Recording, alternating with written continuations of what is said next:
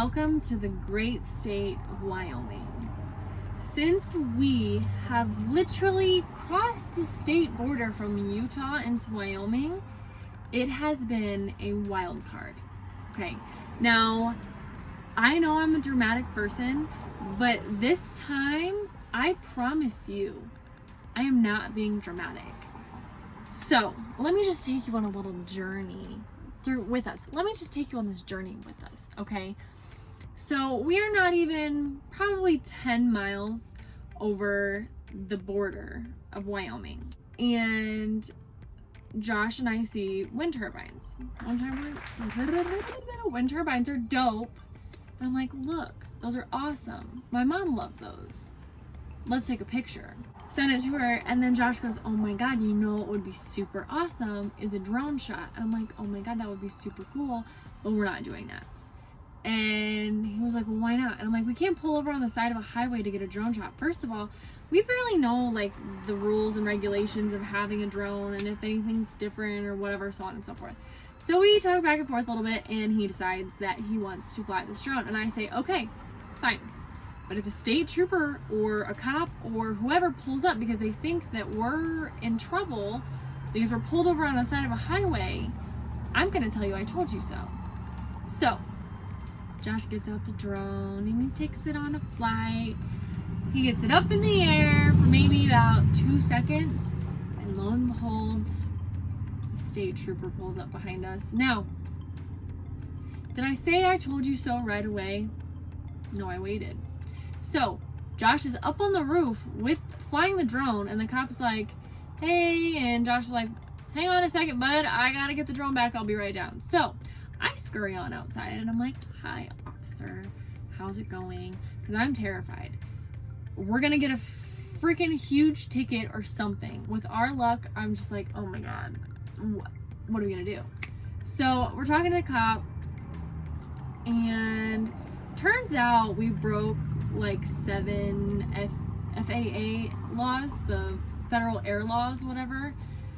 And he was like, look, you really need to figure out, you know, the rules and everything. You cannot fly over a highway, so on and so forth. He ended up being really cool. He let us off. He just was like, look, you need to look up the laws, and if you really want to get a cool shot of the drones, take exit like 30 or something and you'll get a cool shot.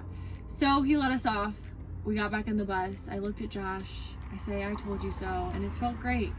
And I'm like, oh my god, we could have just gotten a huge ticket, but we got away and it was fine. So we ended up taking a lot of Backroads our first night, which was really cool. We stopped at the Welcome Center, and we saw the Welcome Center, which was really cool to walk around. We saw some bison and the cute little prairie dogs that are everywhere to greet you and say hello. They're freaking adorable. I love them. So we take the back roads. We found a little ice cream shop. We had some ice cream. It was very good. And then our first night we ended up staying at Little America, which if you're traveling through Wyoming and you need a free place to stay or like a hotel room or anything, Little America is very cute. X chased the prairie dogs. He tried to chase the prairie dogs and get them before they popped into their holes like little whack-a-moles. It was very cute. The next day we had planned to go down to the Flaming Gorge Reservoir, and we make it there, and the bus starts to make a funny sound. And we're like, oh, shit. Sorry, Mom, but shit. We ended up turning it off. We hung out down there for a little while, let it cool down, walked around, tried to enjoy.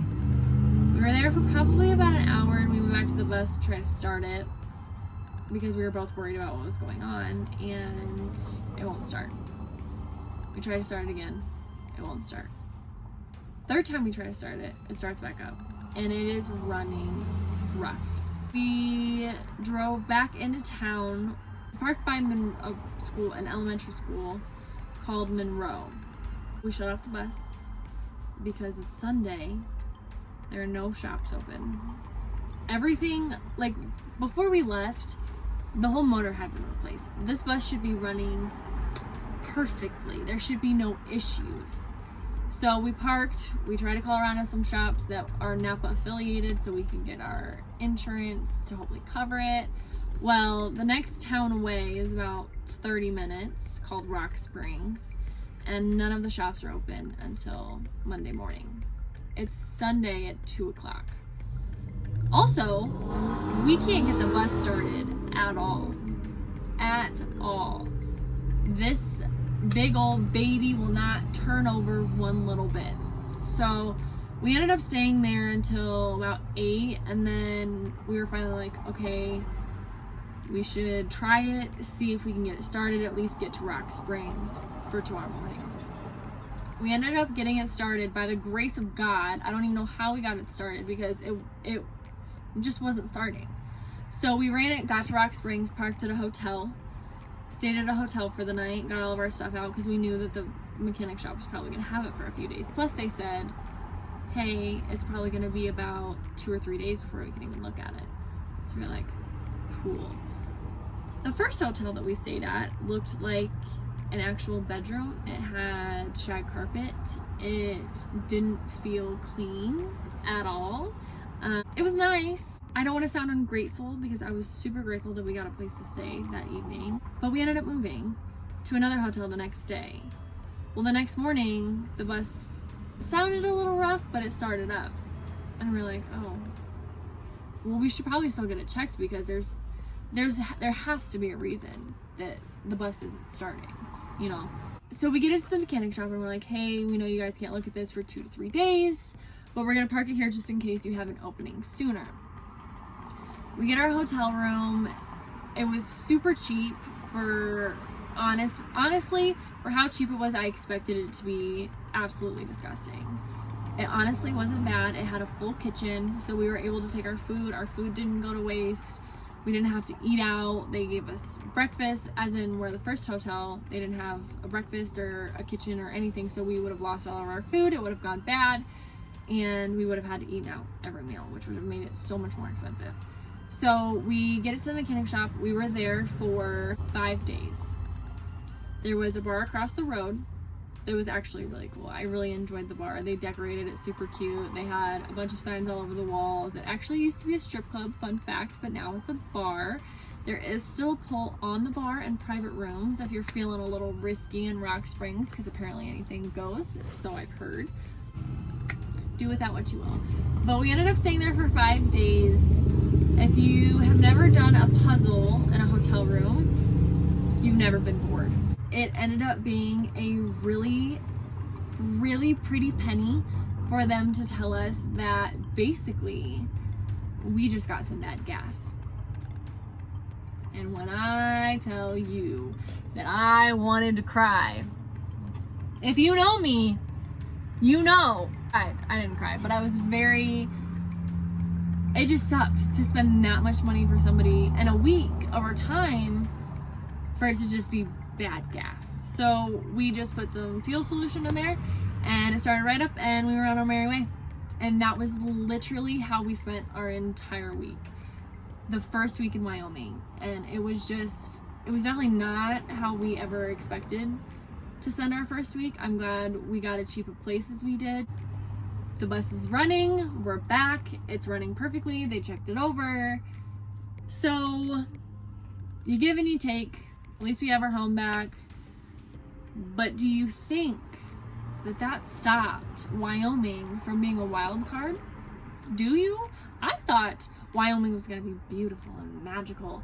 Oh my God. I want to release next week's vlog now because it was like a reality TV show this week. So next week, feel free to tune in to see how we got stuck in a blizzard, got 8 inches of snow, had to call 911 because of a crazy woman who literally made our life awful for a night. Honestly, I am so excited to go see Yellowstone. We're headed in that direction right now, but I am kind of ready to get out of Wyoming because it has been such a shit show. And Josh is behind me and he scared the absolute out of me. You're an asshole. You scared me. You scared me. Feel free to tune in next week and see why we deserve a reality TV show. I'm trying to stay positive. We are trying to stay positive for the rest of Wyoming and see what it has to bring. But we will see you guys